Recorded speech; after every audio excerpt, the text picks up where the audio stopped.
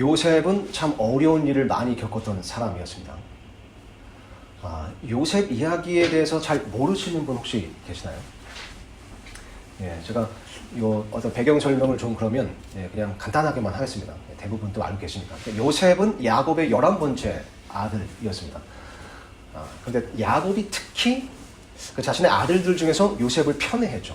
그래서 요셉만 채색 옷을 만들어서 입혀줬다고 합니다. 그러다 보니까 또 형들이 요셉을 질투하고 미워했습니다. 또 그렇게 된 데는 요셉이 어떤 꿈을 꾸었는데 우리가 알고 있지만 하나님께서 주신 꿈이었고 그 꿈을 요셉이 형들에게 말했을 때 또 미움을 샀습니다. 그래서 결국 형들이 요셉을 이스마엘 족속에게 팔아버렸고 또 그 이스마엘 족속 그 상인들이 요셉을 이집트의 보디발에게 종으로 팔아버렸습니다.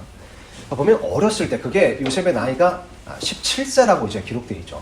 보면 가족에게 버림을 받는 것, 그래서 또 부모와 생 이별을 하게 되는 것, 낯선 땅, 낯선 곳으로 팔려가게 되는 것, 그것도 종으로 노예로 팔려가게 되는 것.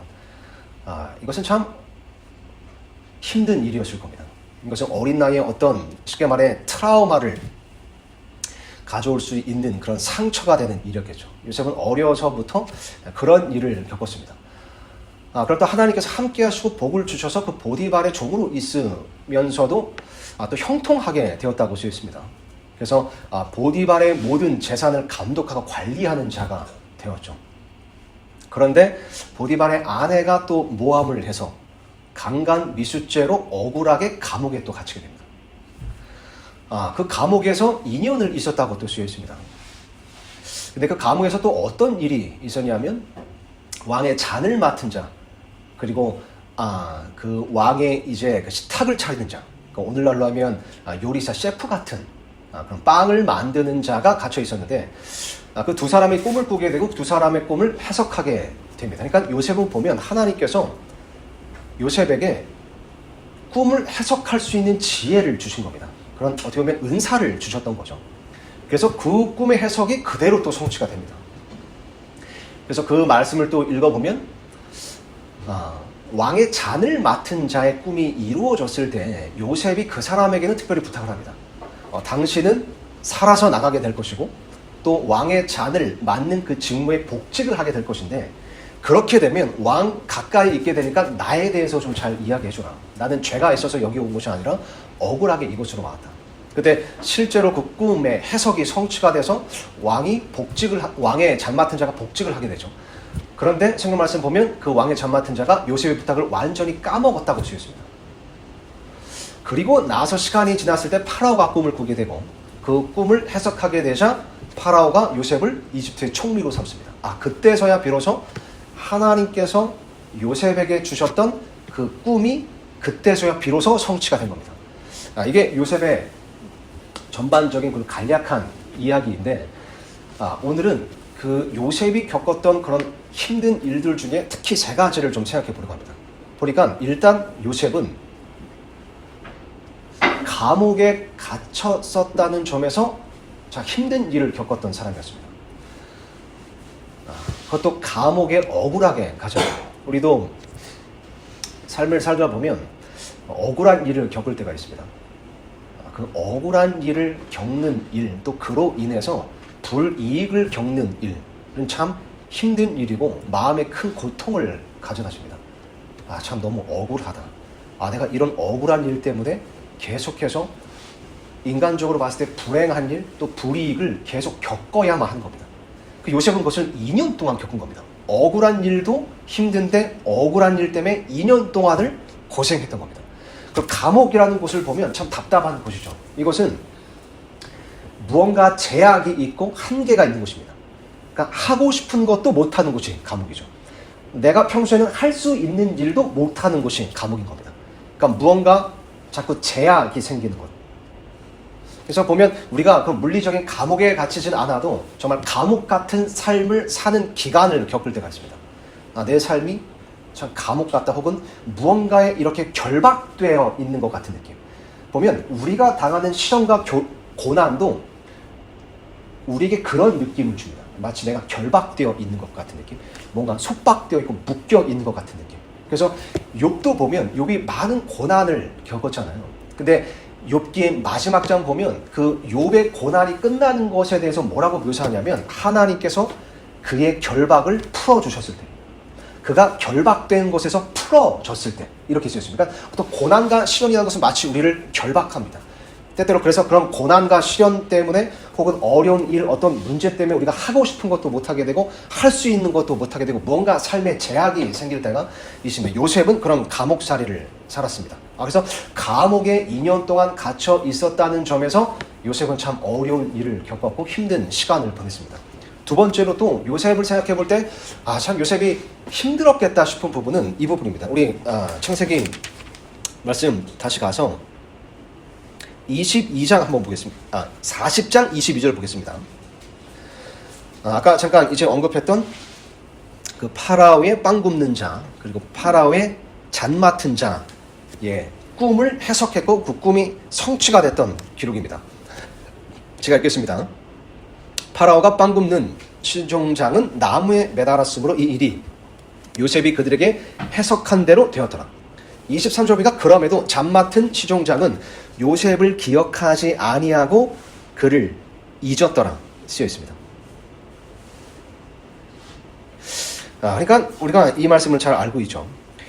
우리 잠깐 위로 올라가서 14절 한번 보죠. 이게 이제 요셉이 왕의 잔 맡은 자에 대해서 부탁하는 내용이 14절에 보니까 그러나 당신의 일이 잘 되거든 나를 생각하시고 원하건대 내게 친절을 베푸시며 파라오에게 나에 대해 이야기하여 이 집에서 나를 빼내주소서. 참으로 나는 히브리 사람들 땅에서 몰래 끌려온 자로서 여기서도 그들이 나를 감옥에 가둘 일은 하나도 행하지 아니하였나이다 아니라 이런 부탁을 한 거예요. 그런데 실제로 왕의 잔 맡은 자의 일이 잘 됐습니다. 이랬을 때 요셉이 사실 기대를 했겠죠. 내가 꿈을 해석한 대로 진짜 이렇게 성취가 됐고 이 왕의 잔 맡은 자가 잘 됐구나. 근데 요셉은 감옥에 있으면서 기대를 했을 겁니다. 이제 그 왕의 잔 맡은 자가 파라오에게 잘 얘기해줘서 나를 이곳에서 빼내줄 수 있겠다. 어쩌면 내가 내일은 이곳에서 벗어날 수 있겠다. 어쩌면 내일 혹은 이번 주 안에 내 고난이, 이 시련이, 이 문제가 해결될 수 있고 끝날 수 있겠다. 하나님께서 나를 이렇게 도와주시려나? 하나님께서 나의 고난을 이렇게 끝내주시려나? 이런 기대와 희망이 있었을 겁니다. 근데 23절 다시 보니까 그 시종장은 요셉을 기억하지 아니하고 잊었더라. 얼마 동안 잊었냐면 1절, 41장 1절로 넘어가니까 만 2년이 끝날 때에, 그러니까 2년 동안 완전히 새카맣게 잊어버린 겁니다.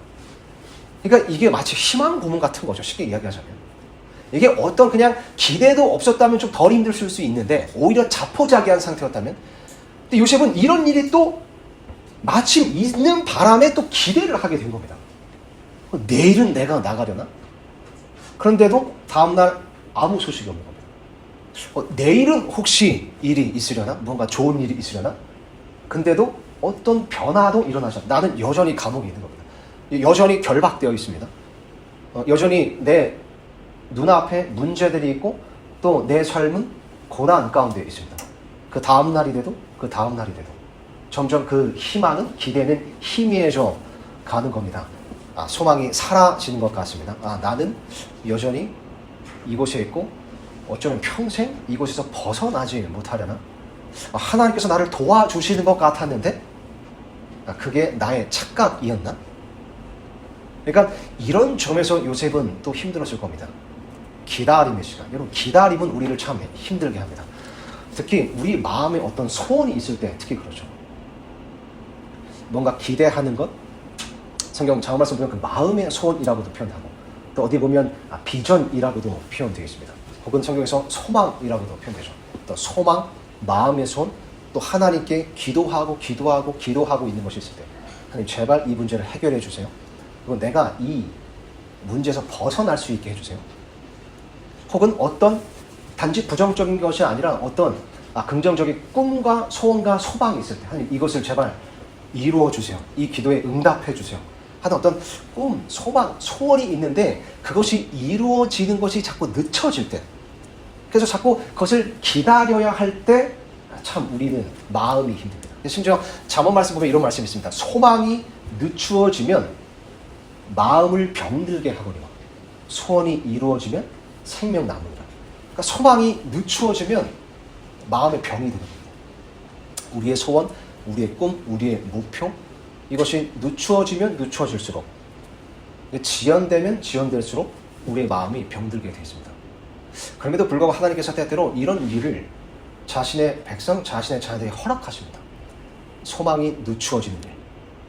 이것과 더불어서 혹은 이것과 관련해서 이 기다림에 대해서 또 한 가지, 요셉이 참 힘들었겠다 싶은 부분을 하나 더 생각해보면 이렇습니다. 제가 생각할 때 요셉이 정말 힘들었을 것 같은 것 중에 하나가, 하나님께서 요셉에게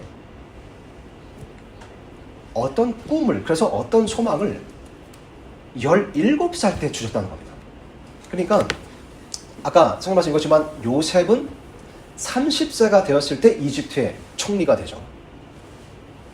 근데 그 꿈을 무려 요셉에게 13년 전에 주신 거예요, 하나님께서. 하나님께서 왜 이렇게 하실까요? 그러면 13년을 기다려야 됩니다. 게다가 요셉은 그 13년 전에 그 꿈을 받았는데, 그래서 그 소망과 그 소원이 있었는데, 이게 시간이 지나면서 그 13년 동안 뭔가 꿈이 이루어지는 쪽으로 가는 것처럼 보이는 게 아니라, 오히려 그 반대로 그 꿈이 무산되는 것처럼, 혹은 그 꿈과 자신의 삶이 점점 더 멀어지는 것처럼 느꼈던 거죠. 그러면 이 13년의 기다림, 이 13년의 시간이 더더욱 힘들었을 겁니다. 근데 하나님께서 때때로 그분의 사람이 그렇게 하죠. 그러니까 어떤 소망과 어떤 꿈을 미리 주시는 겁니다.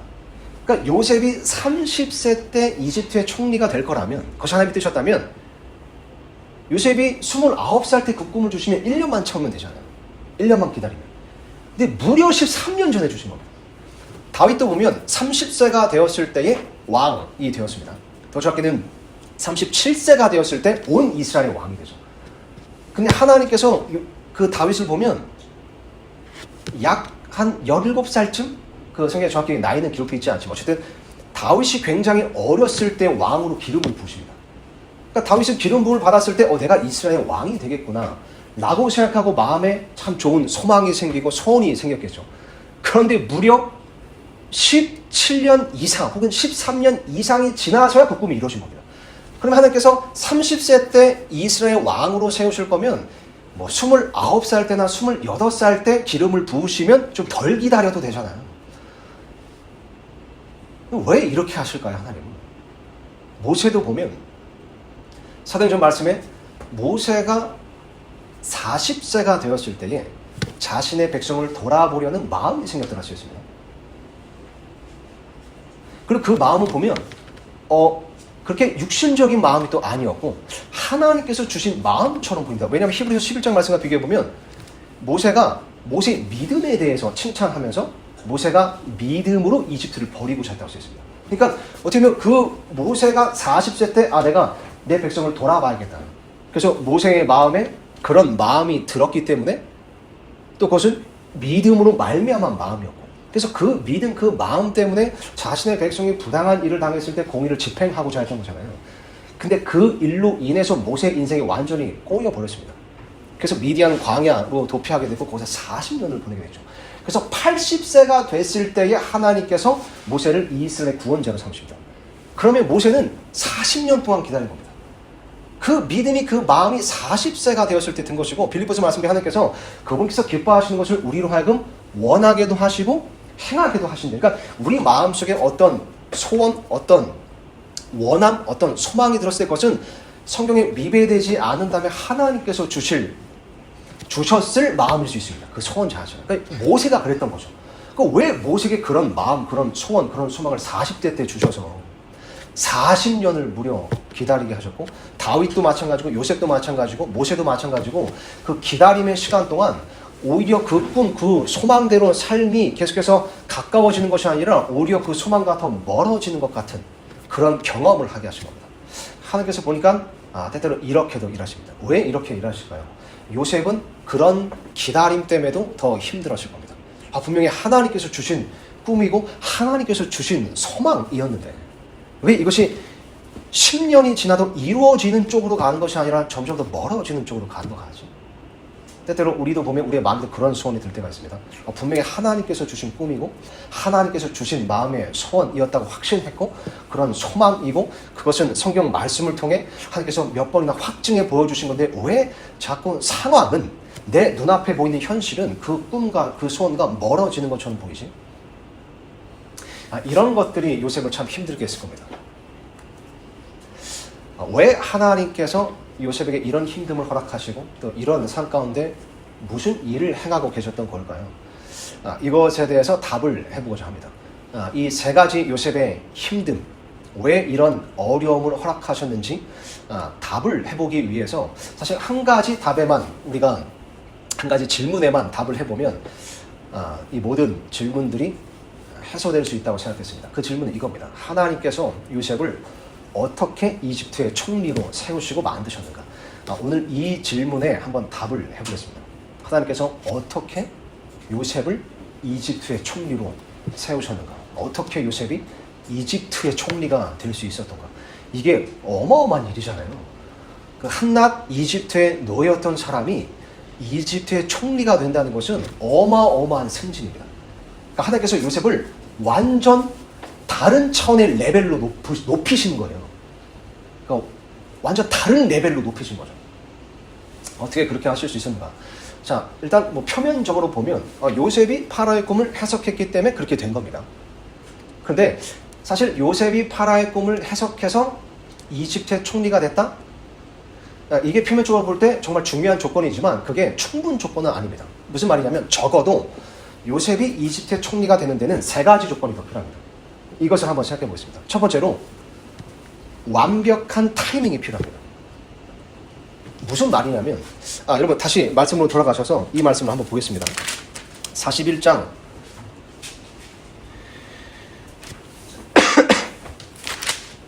46절 보니까 요셉이 이집트 왕 파라오 앞에 설 때의 나이가 30세더라. 그러니까 요셉이 파라오의 꿈을 해석해서 이집트의 총리가 됐을 때가 30세라는 거예요. 여러분 고대 이집트에서 공직에 오르려면 최소 30세여야만 했다고 기록되어 있습니다. 그러니까 고대 문서가 있는데 보면 이게 뭐 이집트뿐만 아니라 그때 당시 고대 모든 나라들 민족들이 누군가를 공직에 세우려면 공직 어떤 공적인 직분을 부여하려면 최소 30세여야만 했습니다. 그러니까 이 말은 뭐냐면 만약에 이 말씀 돌아가서 보세요. 만약 이 왕의 잠 맡은 자, 우리가 이 말씀 읽어볼 때 이 사람 진짜 좀 짜증나잖아요. 야 이거 요셉이 그렇게 부탁했는데 이 부탁을 안 들어줘. 어떻게 그 요셉을 잊어버릴 수가 있는가 싶잖아요. 이게 요셉에게 얼마나 억울한 일이겠습니까? 야 이거 하나 못 들어줘. 그리고 어떻게 이걸 잊어버릴 수 있어? 혹은 하나님을 믿는 사람이라면 이게 더 나아가서 심각하게 하나님께 원망이 될 수도 있습니다. 아니 하나님 어떻게 이 사람이 이것을 잊어버리도록 방치해 두실 수 있으세요? 그런데 만약에 이 왕의 잠 맡은 자가 이걸 잊어버리지 않았어요. 그럼 요셉은 28살에 풀려나죠. 혹은 파라오가 만약 꿈을 꾸었는데 그 꿈을 요셉이 28살 혹은 29살 때 꾸었다면 그래서 요셉이 28살, 29살 때 파라오의 꿈을 해석했다면 요셉은 일찍 감옥에서 나올 수는 있었겠죠. 근데 만약 그때 파라오의 꿈을 해석했다면 사람들에게 박수는 받았을 겁니다. 너 꿈 해석 진짜 잘한다. 잘 맞아떨어진다. 근데 이집트의 총리가 될 수는 없었습니다. 왜냐면 30세가 아직 되지 않았기 때문에. 그러니까 요셉이 감옥에서 2년 동안 불편하고 힘들었지만 그 2년의 기다림은 하나님의 정하신 완벽한 타이밍을 성취하는 기다림이었던 겁니다. 30세가 되었을 때, 그래서 보면 41장 1절에 만 2년이 끝날 때에, 그러니까 딱 만 2년을 채웠을 때에 뭔가 하나님의 타임라인, 뭔가 하나님의 계획이 있는 거죠. 만 2년을 채웠을 때 파라오가 꿈을 꾼 겁니다. 그랬을 때 요셉이 그 꿈을 해석했고 마침 그때가 30세였기 때문에 파라오가 마음에 들어서 요셉을 이집트의 총리로 임명할 수 있게 된 겁니다. 하나님의 완벽한 타이밍이 있어야만 했습니다. 완전한 타이밍. 그래서 왕의 잠 맡은 자가 요셉을 완전히 잊어버린 것도 돌아보면 하나님의 은혜였던 겁니다. 또 하나님께서 그렇게 일이 되도록 허락하신 것도 은혜였던 겁니다. 30세가 되었을 때에 꿈을 해석해서 이집트의 총리가 될 수 있었습니다. 베드로전서 말씀 보면 이런 말씀이 있습니다. 하나님의 강한 손 밑에서 스스로 겸손하라. 그리하면 그분께서 정하신 때에 높이시려. 그러니까 그분께서 정하신 때가 있고 정하신 타이밍이 있습니다. 그리고 항상 하나님의 타이밍은 베스트 타이밍입니다. 가장 완벽한 타이밍. 그 하나님께서 정하신 타이밍은 많은 경우에 우리가 생각하는 완전한 타이밍과 다를 때가 많은 것 같습니다. 내가 생각할 때는 지금이 딱 좋은 타이밍인데, 지금 이 감옥에서 딱 건져주시면 이 감옥에서 딱 풀어주면 딱 좋은데, 근데 하나님께서 생각하시는, 그 광대한 하나님께서 생각하시는 그 타이밍은 다른 겁니다. 보면 하나님께서 일하실 때 입체적으로 일하시죠. 그러니까 하나님께서 요셉을 이집트의 총리로 세우시는 것이 하나님의 뜻이었지만, 그것은 단지 요셉 잘 되라고 하신 것뿐만이 아니었습니다.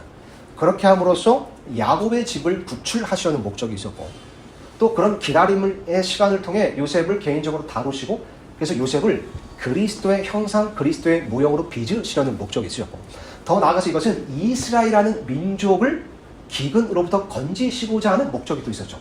또 이집트 안에서 이스라엘 민족을 증대시키시려는 목적이 있었고, 더 나아가서 이스라엘 민족을 통해서 이집트를 심판하시려는 목적까지 있었던 겁니다. 그러니까 하나님은 참 큰 그림을 그리시는 분이세요. 그 큰 그림의 퍼즐 한 조각으로 요셉을 이집트 총리로 세우시려고 한 겁니다. 그러면 하나님께서 그렇게 큰 그림을 그리시는 분이시기 때문에 거기에는 그분께서 치밀한 타이밍을 세우시고 치밀한 타임라인을 세우시는 겁니다. 그래서 그분의 정하신 때가 반드시 있습니다. 정하신 때가. 요셉이 그러했습니다. 요셉은 딱 그 정해진 때에, 하나님의 완전한 타이밍에 이집트의 총리가 될 수 있었던 겁니다. 하나님의 타이밍이 있습니다. 우리 오늘 그 이미애 자매님도 그러시고 최은숙 자매님, 그 이미애 자매님은 지난주에 제가 처음 이렇게 교제할 수 있었었고, 그리고 최은숙 자매님도 작년에 이렇게 교제할 수 있었는데, 우리 그 두 분의 공통점이 그 첫 만남, 처음 대화 때 하나님의 타이밍에 대해서 이렇게 이야기를 했어요. 왜냐면 우리 최은숙 자매님도 그 이제 교회로 연락을 먼저 주셨었다고 그랬죠. 그래서 그 이래 목사님과 한번 이렇게 좀 대화해보고 싶다. 근데 그게 어떻게 좀 전달이 안 되고 해가지고 그 1년 후였나요? 1년 후에서야 이제 만나게 된 겁니다. 이미자님도 지난주에 이렇게 얘기해봤을 때 서울침례교회 몇 년 전에, 원래 2년 전에 오셨었는데 그때 제가 저기 단기 선교를 간 거죠. 그래서 이제 그때 못 빼고 하나님 뜻이 아닌가 해서 이제 다른 교회 가셨다가 이제 지난주에 오게 되신 거죠. 그러니까 모르지만 보면 하나님께서 어떤 그 정하신 어떤 타이밍을 갖고 계신 것처럼 보입니다. 그러니까 어떻게 보면 그때는 못 만났고 그때는 교제를 하지 못했지만 이제 와서 또 교제를 하게 되고 만나게 된 데는 아직은 우리가 다 헤아리지 못하도 어떤 하나님의 타이밍이 있을 수 있는 거예요. 우리의 모든 삶 가운데 하나님의 뜻에 붙들린 사람이 있다면 하나님께서 그 사람의 삶에 정하신 타임라인이 있고 또 타이밍이 다 있는 겁니다. 그분의 타이밍을 우리가 신뢰할 수 있어야 됩니다. 그렇다면 우리의 기다림이 결코 헛된 기다림이 아닐 겁니다. 우리의 기다림이 단지 하나님께서 우리를 애타게 하시고 그런 것이 아니라 무언가 하나님의 치밀한 타이밍이 있나 보다. 자, 이거를 먼저 생각해 봤습니다. 두 번째 조건, 이것도 한번 생각해 보세요.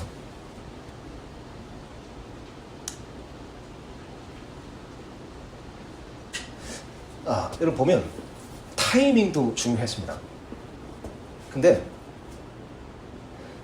여러분 요셉이 꿈을 잘 해석해서 이집트의 총리가 되는 것과 이집트의 총리가 되어서 이집트의 총리로 계속해서 그 어마어마한 직분을 수행해 나갈 수 있는 것, 이것은 사실 완전히 다른 문제입니다. 완전히 다른 문제. 그러니까 무슨 말이냐면요, 이 파라오의 꿈을 잘 해석했어요. 파라오가 마음에 들어서 너 이집트의 총리가 되라. 이것은 어떤 하나님의 진짜 확실한 은혜였죠. 그러니까 왕의 마음을 움직이실 수 있는 하나님. 근데 그래서 이집트의 총리가 됐는데, 그러면 이게 이집트의 총리라는 것은 파라오 다음이잖아요. 여기 보면 너 위에 나 말고 아무도 없을 거다. 그러니까 이집트의 2인자가 된 겁니다. 이때 당시 이집트는 패권 국가였잖아요. 이게 어마어마한 제국입니다. 이 제국, 어마어마한 제국을 진짜 총괄하는, 다스리는 이집트의 총리가 30세 때 된다는 것. 이것도 놀라운 일인데 이 어마어마한 직무를 수행해 나갈 수 있다는 것. 이건 정말 대단한 일입니다. 이거 어떻게 요셉이 이렇게 할 수 있을까? 왜냐하면 만약에 이집트 총리가 됐어요. 근데 다음날 좀 실수를 해요. 이게 막 요셉이 이집트 총리가 됐는데 그 이후로 막 어리버리하다면 바로 잘리는 겁니다. 왜냐면 여기 묘사되어 있는 이 파라오의 모습을 보면 이 파라오가 이 사람 얄짤없는 사람입니다. 이 한번 말씀 보세요. 보면 40장 말씀 한번 보세요. 40장 1절 보면 이렇게 쓰였습니다. 이 일들 뒤에 이집트 왕의 잠 맡은 자와 빵 굽는 자가 자기들의 주 이집트 왕에게 실수를 범하네. 이 두 사람이 실수해서 감옥에 갇힌 거예요. 근데 이 빵 굽는 자가 뭐 실수해봐서 얼마나 대단한 실수를 했겠습니까? 그러니까 빵 굽다가 조금 태웠을 수도 있겠죠. 그러니까 이 파라오는 내가 먹는 빵을 좀 태웠어? 너 단지짜리 감옥에 보내버리는 사람인 겁니다. 이 잠 맡은 자도 뭐 얼마나 큰 실수했겠습니까? 뭐 좀 이렇게 온도가 안 맞아. 시원하지 않아. 이러면 이 파라오는 그냥 좀만 실수하면 잘라버리고 감옥에 가다버린 자예요. 그러니까 요셉이 총리가 됐어도 그 이후에 실수를 했거나 어리버리했으면 바로 잘려버리는 거예요. 근데 보면 계속해서 읽어보면 이 요셉이 최소 7년이 지난 시점에 파라오와 그의 신하들이 요셉을 완전히 100% 신뢰하는 걸 볼 수 있습니다. 그래서 요셉이 자신의 그 아버지와 또 형제들을 이집트로 데리고 왔을 때 파라오와 신하들이 요셉을 얼마나 좋아했냐면 그 요셉으로 인해서 그 가족들을 환대했다고 쓰죠. 너무 기뻐했다고 쓰여 있는 겁니다. 근데 보면 그 야곱과 그 형제들은 양을 치는 자들이잖아요. 근데 이집트 사람들에게 양 치는 자들은 가증한 자였다고 쓰여 있습니다. 그럼에도 불구하고 요셉을 너무 좋아해서 이집트 사람들이 그 양 치는 사람들을 다 가족으로 받아들인 겁니다. 우리 같이 살게 해라 와서. 그러니까 오늘날로 말하자면 이 이집트 총리, 그러니까 요셉에 대한 이 지지율이 100%였던 겁니다. 사람들이 요셉을 너무 좋아해서, 그러니까 일을 너무 잘하는 거예요. 그러니까 어떻게 이럴 수 있었을까요? 요셉은 한낱 종이었고 되게 어린 나이였는데, 물론 하나님께서 지혜를 주셨겠죠. 근데 하나님께서 보면 내가 얘 이집트 총리로 만들어야겠으니까 마치 이렇게 막 화학물질 만드듯이 너 저기 정치력 한 컵, 리더십 한 컵 이렇게 해서 뿅 하고 만드시는 분이 아니시잖아요. 하나님 보면 물론 어떤 초자연적으로 이렇게 지혜를 주실 때도 있지만 보면 하나님께서 일하실 때 보면 그분은 사람들에게 자유의지를 주셨고 또 심은 대로 거두리라는 원칙을 세우신 분입니다. 그리고 자기가 행한 것에 따라 보상해 주신 분이죠. 그래서 무언가를 다 그냥 뿅 하고 만드시는 분이 아니라 그분께서는 무언가를 빚을 치는 분이시죠. 세우시고 다듬으시는 분. 그래서 누군가의 지혜를 주실 때 그냥 뿅 하고 주시는 것이 아니라 그 지혜를 습득할 수 있는 경험을 주신다. 대부분 그렇게 사람에게 지혜를 주시죠.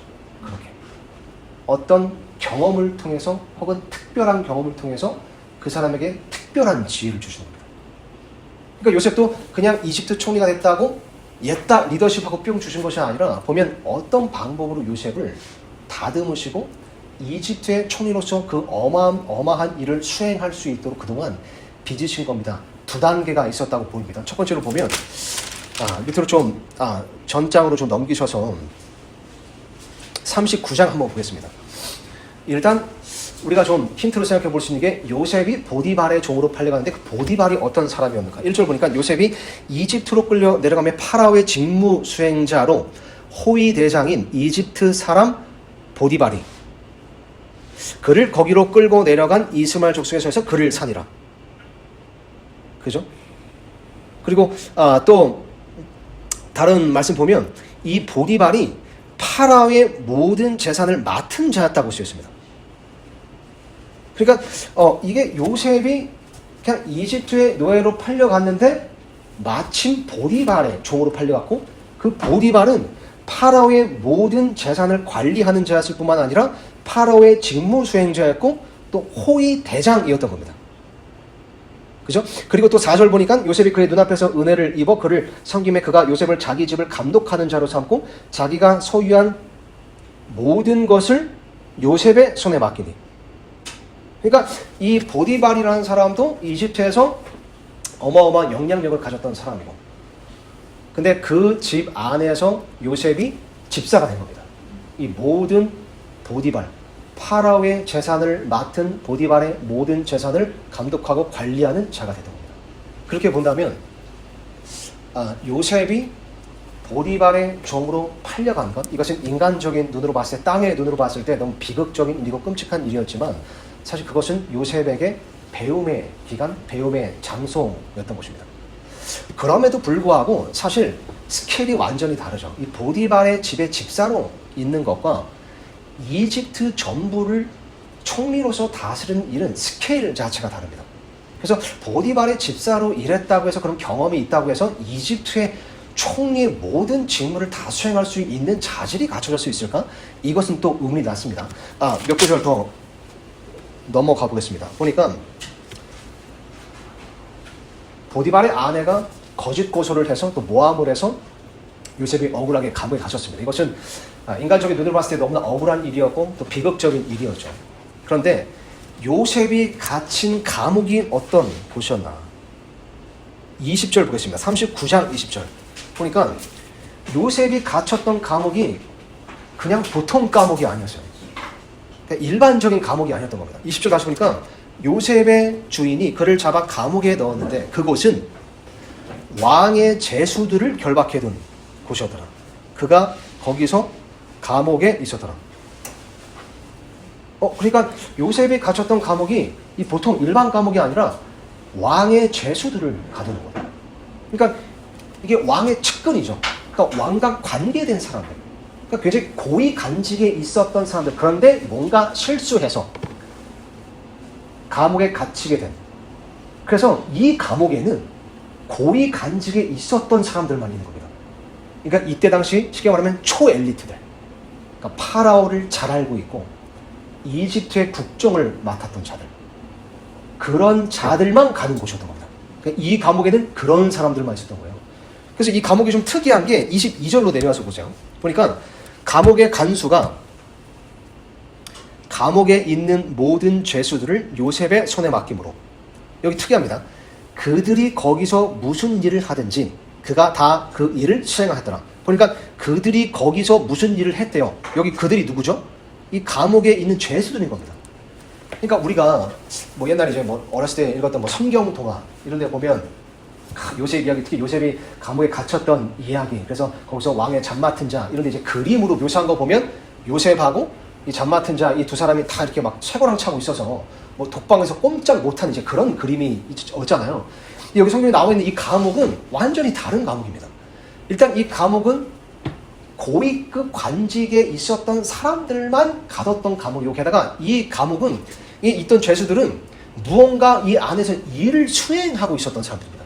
이 정확히는 모르지만 어쨌든 이 사람들 되게 초엘리트였기 때문에 감옥에 있으면서도 어떤 이집트의 어떤 일을 일부분 행했을 수도 있고, 어쩌면 감옥에서 어떤 일들을 행했던 겁니다. 그들이 갖고 있는 재능에 따라서. 그래서 또 보면 이 감옥이 특이한 게 보면 이 감옥이 그 3절 보세요. 40장 3절. 그들을 호위 대장의 집에 감금하여 가두게 두었는데, 그러니까 이게 호위 대장의 집에 있었던 감옥인 겁니다. 그러니까 어떤 뭐 이게 동떨어져 있는 그런 뭐 어떤 수용소 이런 게 아니라 굉장히 파라오와 가까이 있었던 호위 대장 집에 있었던 한 공간이었던 거예요. 그죠? 그래서 보니까 아까 22절 다시 보면 그들이 거기서 그 엘리트들이 감옥에서 어떤 일들을 수행하고 있었는데 보니까 그가 다 그 일을 시행하였더라. 그러니까 그들과 함께 일할 수 있었던 겁니다, 요셉이. 그래서 또 보니까 그 일이 또 어떤 일이었는가. 40장 1절 보면 4절 다시 보세요. 호위 대장이 요셉에게 그들을 돌보게 함으로 그가 그들을 섬겼으며. 그러니까 요셉이 이 감옥에 있으면서 그 왕의 죄수들, 어떻게 보면 엘리트 죄수들이죠. 고위 관직에 있었던 그 죄수들을 돌보고 섬기면서 그들과 함께 어떤 일을 행하는 일을 감옥에 있었던 겁니다. 자, 그러면 생각해보세요. 이 사람들은 날고 기는 사람들이었습니다. 근데 이 사람들을 섬기고 돌보는 일을 했었고, 또 이들이 어떤 일을 수행할 때 요셉이 그들을 또 감독하고 이런 일들을 행했던 거죠. 그러면 감옥에서 시간도 되게 많잖아요. 이 엘리트들 뭘 했겠습니까? 그 맨날 이렇게 요셉이 섬기고 또 이렇게 돌보고 했을 때 요셉에게 내가 예전에 어떤 일 했었는지 알아? 내가 원래 이런 사람이어서 그러다가 내가 이런 실수 저질러서 이곳에 오게 된 거야. 이게 마치 그 왕의 잡 맡은 자, 빵 굽는 자처럼 요셉에게 다 자기 일들을 털어놓고 또 이런 그 되게 엘리트들의 또 특징이 있잖아요. 자기가 가진 어떤 지식을 사람들에게 말해주고 싶어 하죠. 너 이거 들어봐도 이런 거 들어봐서 내가 이런 일 했던 사람이야. 그러면 생각해보세요. 2년 동안 요셉이 이런 사람들과 같이 있으면서 이런 사람들의 이야기를 듣고 했을 때 그 모든 것이 요셉에게는 배움이 되고 교육이 됐을 겁니다. 들으면서 이게 이집트가 이렇게 돌아가는구나. 혹은 이게 왕궁이 이렇게 돌아가는구나. 이 파라오가 이런 걸 좋아하고 이런 걸 싫어하는구나. 또 이 사람들이 다 자신들의 어떤 실수 때문에 온 거잖아요. 그럼 요셉은 그걸 반면 교사라고 삼을 수 있죠. 이런 실수를 해서 이곳에 왔다면 나는 이런 실수를 하지 말아야겠다. 파라오 앞에서. 이게 또 반면교사가 됐을 거예요. 여기 보면 정치인들이 있었을 것이고 지략가들이 있었을 것이고 왕의 측근들, 그 엘리트들. 그럼 마치 이것이 요셉에게는 2년 종합대학 같은 겁니다. 여기서 요셉이 심지어 이 왕궁에서 어떤 용어를 쓰고 어떻게 말을 해야 되는가. 이 사람들이 말할 때 이런 단어를 쓰는 이런 식으로 이야기합니다. 화법, 굉장히 구체적인 것들도 이런 사람들을 통해 배웠다는. 감옥이라는 것은 답답한 곳이고 무언가 제약이 있는 곳이고 나를 속박하는 곳이지만 만약 그렇다면 이 감옥이 요셉에게 꼭 나쁜 곳만은 아니었던 겁니다. 요셉이 보디발의 종으로 팔려간 것, 그리고 또 더 나아가서 감옥에 갇힌 것, 이것은 땅에 눈으로 볼 때 너무나 힘든 일, 어려운 문제, 비극적인 일이었지만 사실 마치 그것은 하나님께서 요셉을 이집트 총리로 세우시기 위해서 조기 유학을 보내신 거예요. 그 유학하는 기간 동안 너무나 힘들었겠지만 이집트 총리로서 그 어마어마한 직무를 수행할 수 있도록 하나님께서 그를 그곳에서 빚으신 겁니다. 그렇다면 보디발의 종으로 팔려간 것, 또 감옥에서 2년 동안 있었던 그 기간이 요셉에게는 유익이 됐던 시간인 겁니다. 고난이 그에게 유익이 되고 그 감옥이 요셉에게 무언가 가르쳐 준 거죠. 때때로 하나님께서 우리가 감옥에서만 배울 수 있는 것을 가르치시기 위해 감옥을 혹은 감옥살이를 내 삶에 허락하시다 했습니다. 때때로 우리는 감옥에서만 배울 수 있는 것들을 배우게 됩니다.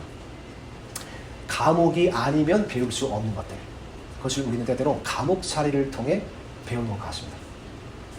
감옥이 아니면 경험할 수 없는 것들, 그런 것들을 우리가 때때로 배우게 됩니다. 그래서 보니까 하나님께서 요셉을 그렇게 이집트의 총리로서 빚어가고 계셨던 겁니다. 또 요셉은 보면 예수님의 모형이죠. 이게 그 예수님의 모형인 성경 인물들, 구약 성경 인물들이 몇 명 있습니다. 근데 그런 것들을 다 하나하나 비교해 보면 요셉이 구약 성경 인물 중에 예수님의 모형으로서 가장 많은 단서를 가지고 있습니다. 게다가 예수님도 30세에 공생의 삶을 시작했죠. 요셉은 30세에 이집트 총리가 됐습니다. 그러니까 그런 타이밍도, 그러니까 예수님의 형상으로 빚으시고자, 그분의 모형으로 만드시고자 다 거기에서 그 기간을 사용하시고 고난과 감옥살이를 다 사용하신 겁니다. 그래서 보니까 하나님의 완벽한 타이밍이 있었습니다. 또 거기에는 하나님께서 요셉을 가르치시는 기간이 또 있었습니다. 마지막 세 번째 조건입니다. 이를 한번 생각해 보세요. 요셉이 꿈을 해석해서 완벽한 타이밍에 꿈을 해석했기 때문에 이집트 총리가 된 것도 맞고, 그리고 또 그가 그동안 그런 교육과 배움을 받았기 때문에 이집트의 총리로서 성공적으로 그 일을 수행했던 것도 맞고, 근데 그렇게 할 수 있었던 것은 감옥에서 무언가를 배웠기 때문이죠. 그런데 여기에 또 조건이 하나 필요합니다.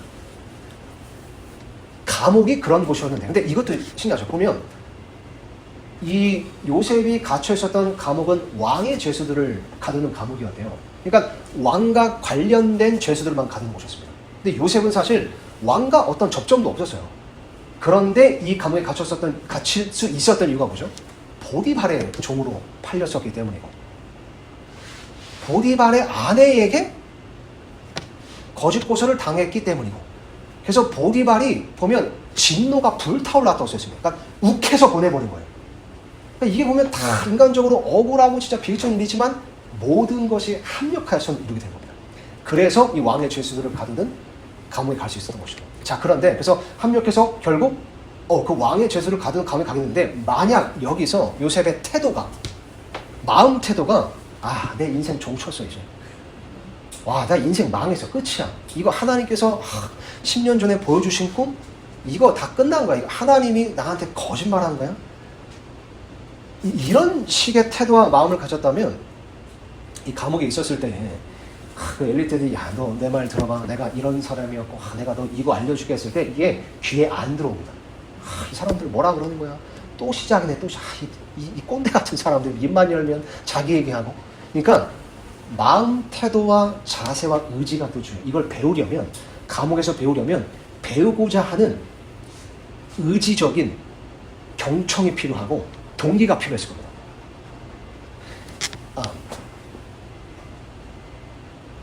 그 사람 이름이 뭐죠? 그 일만 법칙, 1만 시간의 법칙 얘기한 사람. 갑자기 그 사람 이름이 생각났네요. 유명한 사람인데. 어쨌든 그 사람이 말하기를, 무언가에 탁월하게 되기 위해서는 1만 시간이 필요하다. 그러니까 그 어떤 일에 대해서 내가 1만 시간, 만 시간을 투자하면 어떤 사람이든 만 시간을 투자한 그 일에는 탁월해질 수 있다. 이걸 이제 이야기했던 사람이 있잖아요. 1만 시간의 법칙이 유명합니다. 근데 그 사람이 얘기했던 거 보면 그게 되게 또 신기하게 또 맞아떨어지잖아요. 근데 보면 그게 그냥 어쩔 수 없이 수동적으로 그 일에 대해서 시간을 보낸 게 아니라 되게 주도적이고 의지적으로 능동적으로 확실한 동기를 가지고 1만 시간을 투자했을 때 그 일에 탁월하게 되는 겁니다. 그러니까 요셉이 그런 것들을 습득하기 위해서는 그 사람들 가운데서 그 사람들이 가졌던 지혜를 배우고자 하는 그런 의지가 있어야만 했습니다. 그렇다면 요셉이 어떻게 해서든 왜 감옥에서 내가 이 사람들의 말, 이 사람들의 지혜를 배워야겠다는 의지가 있을 수 있었을까요? 그게 바로 하나님께서 요셉에게 꿈을 주실 때 13년 전에 꿈을 주셨기 때문입니다. 그러니까 요셉에게 꿈이 있었기 때문입니다. 소망이 있었기 때문이에요. 여러분 생각해 보세요. 어떤 사람은 이렇게 해석할 수도 있습니다. 요셉이 이쯤 됐으면 그 꿈 다 잊어버리지 않았겠느냐. 그 소망을 이미 저버리지 않았겠느냐. 근데 여러분, 저는 그렇게 생각하지 않는 몇 가지 이유가 있습니다. 첫 번째로 요셉은 꿈을 꾸는 자였을 뿐만 아니라 꿈을 해석하는 사람이었습니다. 그러니까 하나님께서 요셉에게 꿈을 해석할 수 있는 지혜와 어떤 은사를 주신 것처럼 보여요. 보면 성경에 왕의 꿈을 해석했던 두 사람이 나오죠. 요셉과 다니엘입니다. 근데 이 두 사람의 공통점이 뭐냐면, 왕의 꿈을 해석했을 때 이런 말을 해요. 꿈의 해석은 하나님께로부터 오는 것입니다. 근데 이게 우리가 딱 그걸 들었을 때 이걸 이제 은혜 중에 이렇게 생각합니다. 이게 왕이 꿈을 꿨을 때 꿈 얘기를 들려주잖아요. 그래서 다니엘과 요셉이 그 꿈을 해석을 하는데, 마치 우리가 쉽게 이렇게 상상하기로 왕의 꿈을 들었는데 요셉과 그 다니엘을 딱 들었을 때 이게 도대체 뭔 소리야? 잠깐만요. 내가 하나님께 좀 기도 좀 하고 올게요. 그래서 기도하면서 내가 이거 꿈 들었는데 이게 도대체 무슨 소리예요? 그때 하나님께서 딱 거기서 이게 이런 거 했을 때 이런 거구나 해서 갔다 와가지고 이게 꿈이 이런 겁니다라고 이제 해석했다고 우리가 좀 이렇게 생각할 수 있잖아요. 꿈 마치 막 무당처럼 갑자기 접신해가지고 꿈 얘기를 듣고 이러다가 갑자기 이게 이런 겁니다. 이게 아니라 다니엘에서 보면 되게 신기한 대목인데, 다니엘이 느부갓네살의 꿈을 해석했을 때 그가 1시간 동안 그 꿈에 대해서 생각하고 그 생각으로 인해 근심했다고 할 수 있습니다. 그러니까 마치 그냥 꿈 얘기를 들었을 때 이게 도대체 뭔 소리 하다가 이게 갑자기 하나님께서 어떤 계시를 주셔서 이게 이런 내용이라 한 게 아니라 이 두 사람에게 하나님께서 꿈을 해석할 수 있는 지혜와 은사를 주신 거예요. 그래서 요셉이 이 빵 굽는 자, 잠 맡은 자의 꿈을 들었을 때도 이미 주신 지혜로 이건 이런 꿈이구나라고 해석할 수 있었던 겁니다. 그런데 한번 생각해 보세요. 그러면 그래서 또 보면 그 37장에 요셉이 꿈을 꿨잖아요. 그 꿈이 뭔지 기억하죠? 그 형들의 그 단이 단에게 전하는 거. 근데 보면 형들이 그 요셉의 꿈 얘기를 듣고 화가 났는데, 거기 보면 정확히 이렇게 쓰였습니다. 요셉의 꿈과 그가 말하는 것을 듣고 화났다고 쓰였습니다. 그러니까 요셉은 꿈 얘기를 했을 뿐만 아니라 그 꿈을 해석했던 것처럼 보입니다. 그래서 요셉이 한 말을 보면 형의 단들이 내 단에게 머리를 굽힙니다라고 말한 게 아니라 형들의 단이 내 단에게 경의를 표하나이다라고 해석을 집어넣죠. 요셉은 꿈을 해석할 수 있는 자였던 겁니다. 게다가 파로의 꿈을 한번 생각해보자. 보면 파로가 꿈을 꿨을 때 살찐 암소 7마리가 있었고 그 뒤에 여윈 7마리. 근데 그 살찐 암소가 얘네들을 먹었잖아요. 그런데 그죠? 그렇죠. 야윈 암소가 살찐 암소를 먹었죠. 그래서 7년은 풍년, 7년은 흉년 이렇게 해석한 거죠. 근데 파로가 꿈을 2개를 꾼 겁니다. 비슷한 꿈을 꿨죠. 이삭 꿈을 또 꿨습니다. 그래서 그 알찬 이삭이 나오고 가는 이삭이 나오는데 가는 이삭이 알찬 이삭을 삼켜버리는 꿈. 그래서 요셉이 뭐라고 말하면 들어보세요. 요셉이 말하기를 왕이 똑같은 꿈을 2번이나 꾼 것은 하나님께서 이 일을 이루시기를 작정하셨다는 뜻입니다. 그런데 요셉도 꿈을 2번 꿨습니다. 단이 절하는 꿈, 별이 절하는 꿈. 그러니까 요셉은 꿈을 해석할 수 있는 사람으로서 내가 똑같은 꿈을 2번 꿨다는 것은 하나님께서 이것을 완전히 작정하신 거구나. 이렇게 해석할 수 있는 사람이었던 거예요. 그러면 요셉은 물론 때때로 의심이 들었을 수도 있습니다. 꿈과 멀어지는 것 같은 자신의 현실을 보면서 그러나 요셉은 아니야. 내가 2번 꿨다는 것은 하나님께서 나를 높은 곳으로 이끄시고 높은 자리에 세우시기로 작정하신 거다. 나는 언젠가 높은 자리에 서게 되겠구나. 하나님께서 그걸 작정하셨구나. 그 소망과 꿈이 있었던 겁니다. 그 꿈이 있고 소망이 있었기 때문에 그 감옥에서도 내가 이것들을 언젠가 사용할 수 있겠다. 그래서 거기에 의지가 있고 동기가 있었던 겁니다. 그래서도 하나님께서 그 꿈을 요셉에게 미리 주셨던 겁니다. 꿈을 미리 주셔서 요셉은 더 힘들었겠지만 그 미리 주셨기 때문에 그 소망과 소원과 꿈으로 인해서 요셉은 인내할 수 있고 버틸 수 있었던 겁니다. 우리에게 소망이 있을 때, 어떤 꿈이 있을 때 그 꿈 때문에 우리는 버틸 수 있는 일이 있습니다. 소망이 있기 때문에. 그래서 데살로니가서 1장 말씀 보면 사도 바울이 데살로니가 교회 성도들을 칭찬할 때 너희의 믿음의 인내와 사랑의 수고와 소망의 인내로 인해 하나님께 감사합니다. 그러니까 믿음은 우리로 하여금 어떤 행위를 하게 합니다. 사랑은 우리로 하여금 어떤 수고를 하게 합니다. 그리고 소망의 인내. 소망은 우리로 하여금 무언가를 인내하게 하죠. 그래서 하나님께서 우리에게 미리 소망을 주시기도 합니다. 미리 소망을 주셔서 그 기다림의 시간이 힘들 때가 있지만 분명히 하나님께서 내게 소망을 주셨고 이 뜻을 주 목표를 주 꿈을 주셨고 이것을 언젠가 이루실 것이다라는 그 소망이 있을 때 혹은 로마서 8장 28절에 나오는 것처럼 그분을 사랑하는 자는 그분의 목적에 따라 부르심을 받은 자들은 모든 것이 합력한 선을 이루느니라. 그러니까 이 말씀에 소망을 두게 되면 그 소망으로 인해서 인내를 할 수 있게 됩니다. 언젠가 이 모든 것들이 보디발의 종으로 팔려간 것, 이 2년의 감옥살이, 왕의 잠 맡은 자가 나를 잊어버린 것, 이런 억울한 일, 이 모든 것들이 합력하여 선을 이루리라는 하나님의 약속의 말씀에 소망을 둘 때 그 소망으로 인해 우리는 인내할 수 있게 됩니다. 그래서 히브리서 말씀 보면 소망을 이렇게 표현하죠. 소망은 우리의 혼의 닷과 같아서. 그러니까 소망이 우리의 혼의 닷인 겁니다. 그래서 우리가 흔들릴 때, 거친 파도로 인해 흔들릴 때 소망이란 닻을 내리고 있으면 우리가 거친 파도에도 흔들리지 않을 수 있게 됩니다. 소망이 그런 일을 합니다. 몇 구절만 보고 마치겠습니다. 로마서 5장으로 한번 가보겠습니다.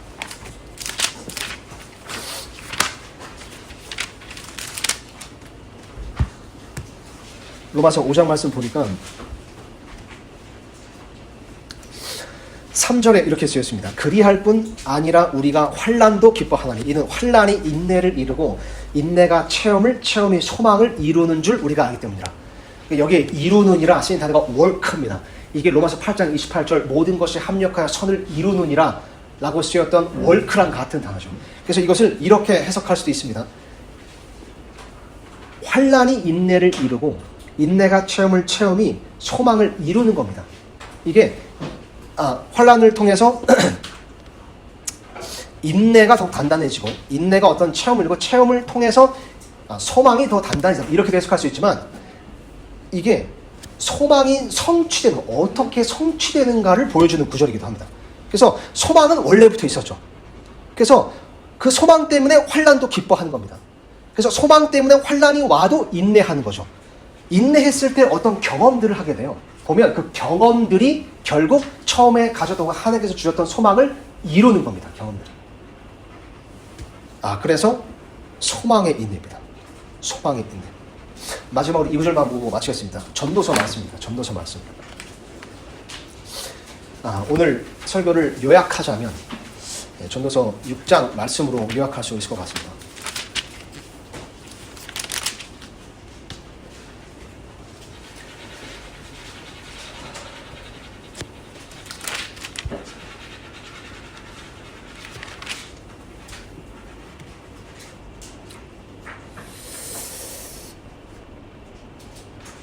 마지막 구절 12절입니다.